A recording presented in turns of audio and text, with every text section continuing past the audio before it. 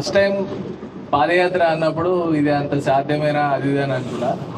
కాకపోతే దానికి మిస్ అయిన తర్వాత ఈ ఫీజు రియంబర్స్మెంట్ గురించి పెద్ద పెద్ద లీడర్లు కూడా కొట్లాడలేనంత స్టెప్ చిన్న ఏజ్లో ఇంత పెద్ద ఎత్తున తీసుకోవడం అది మామూలు విషయం ఏం కాదు.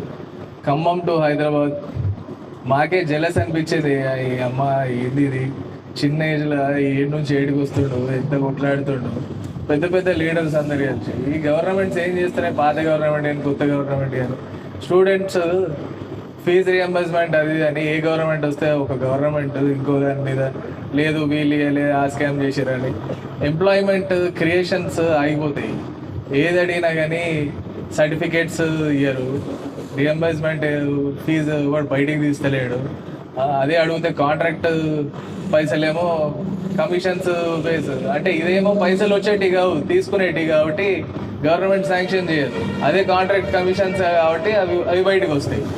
ఎవడు ఏం చక్కగా చేసేది లేదు. కాకపోతే మాటలు దూషించుడు, దీనివల్ల చాలామంది స్టూడెంట్స్ ప్రాణాలు పోతున్నాయి.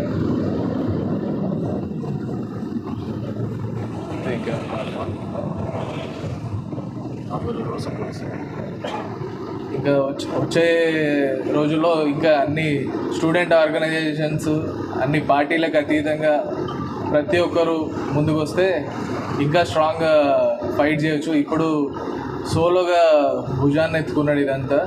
రాకేష్ దత్తా ఈరోజు జిల్లా కలెక్టరేట్ ముందు నిరాహార దీక్షకు కూర్చోవడం, గతంలో కూడా పాదయాత్ర ఖమ్మం నుండి హైదరాబాద్ వరకు నిర్వహించడం జరిగింది.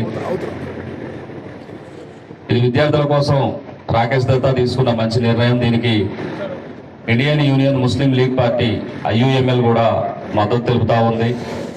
ప్రజా సమస్యలే కానీ విద్యార్థి సమస్యల పక్షాన ఎవరు పోరాటం చేసినా విద్యార్థులకు న్యాయం జరిగే విధంగా ఉన్నట్లయితే ఖచ్చితంగా IUML పార్టీ మద్దతు తెలుపుతుంది కూడా ఈ సందర్భంగా మీకు తెలియజేస్తా ఉన్నాం.